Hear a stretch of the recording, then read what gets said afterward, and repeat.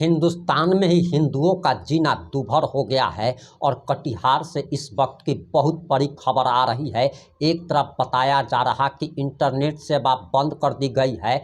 20 से ज़्यादा थानों की पुलिस, एसपी और डीएसपी मौके पर कैंप कर रहे हैं। इससे आप स्थिति की भयावहता का अंदाज़ा लगा सकते हैं। और ये सारा कर्मकांड मुहर्रम के पावन पर्व के दिन हुआ है, जहां दो पक्षों में बताया जा रहा कि मुहर्रम का जुलूस जब महावीर मंदिर के पास पहुंचता है तो मुहर्रम जुलूस में शामिल कुछ लोग महिलाओं पर आपत्तिजनक टिप्पणी करते हैं और महिला का पति जब सामने आकर इसका विरोध करता है तो मुहर्रम के जुलूस में शामिल अराजक तत्व उसके पति के साथ ना सिर्फ मारपीट करते हैं बल्कि महिलाओं के साथ भी छेड़खानी की बात सामने आ रही है। और इसके बाद तो बवाल हो गया है। शांति प्रिय समुदाय और हम जिस समुदाय से आते हैं उस समुदाय के बीच में भारी कांड हो गया। और इसके बाद मौके पर 20 से ज़्यादा थाना की पुलिस, एसपी और डीएसपी कैंप कर रहे हैं।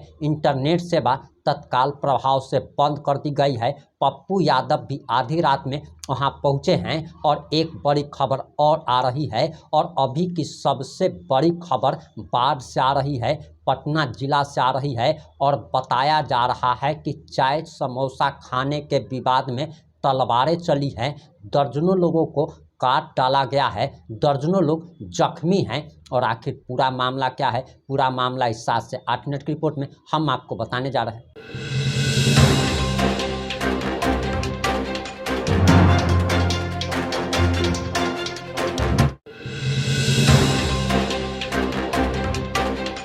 नमस्कार, मैं प्रिंस कुमार सिंह और आप देख रहे हैं पॉजिटिव इंडिया। अगर अभी तक आपने चैनल को सब्सक्राइब नहीं किया है तो खबरों से अपडेट रहने के लिए कृपया चैनल को सब्सक्राइब कर लीजिए। और जो लोग ऑलरेडी कर चुके हैं उन तमाम लोग को हृदय धन्यवाद। अब वापस आते हैं अपनी खबर पर। और सबसे पहले बाढ़ थाना क्षेत्र की जो घटना है उसके बारे में बताया जा रहा कि चौक पर चाय समोसे खा रहे लोगों के बीच में आपस में विवाद होता है। और विवाद इतना ज़्यादा बढ़ जाता है कि दोनों तरफ से तलवारें चलने लगती है। और जब तलवारें चलने लगती है तो दर्जनों लोग को काट डाला गया है, दर्जनों लोग जख्मी बताए जा रहे हैं जिनका इलाज चल रहा है। और इसमें से दर्जनों लोगों की जिंदगी खतरे में बताई जा रही है। दूसरी बड़ी खबर कटिहार की है, जहां इंटरनेट सेवा बंद कर दिया गया है। 20 से ज़्यादा थानों की पुलिस कैंप कर रही है। और आगे जरा आप ये वीडियो देखिए।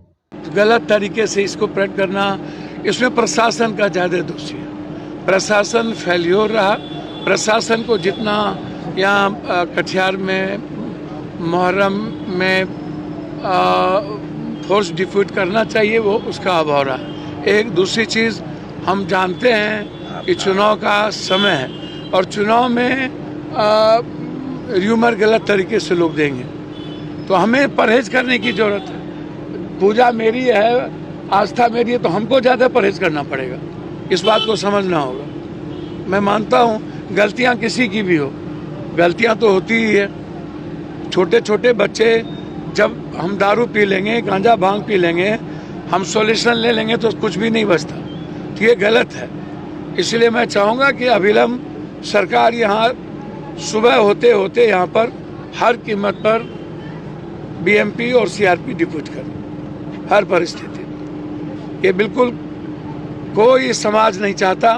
पूरा कटिहार का समाज इस शांत है। बस कुछ बच्चों के कारण इस तरह के माहौल खराब होते हैं। और इसमें कुछ नेता लोग, कुछ जो नए संगठन हैं, उस संगठन में कुछ लोग अपनी नेतागिरी चमकाने के लिए ऐसे समय का इंतजार करते हैं और उसका इस्तेमाल करते हैं। मंदिरों पर भी हमले हुए हैं जी, मंदिर पर हमले हुए हैं। सर, मुझे नहीं लगता कि जिसका पैगाम होगा वो मंदिर पर हमला करेगा। लेकिन मैं इतना ज़रूर कह सकता हूँ कि क्या उस जुलूस के बीच में बहुरूपिया नहीं हो सकते, गलत आदमी नहीं हो सकता?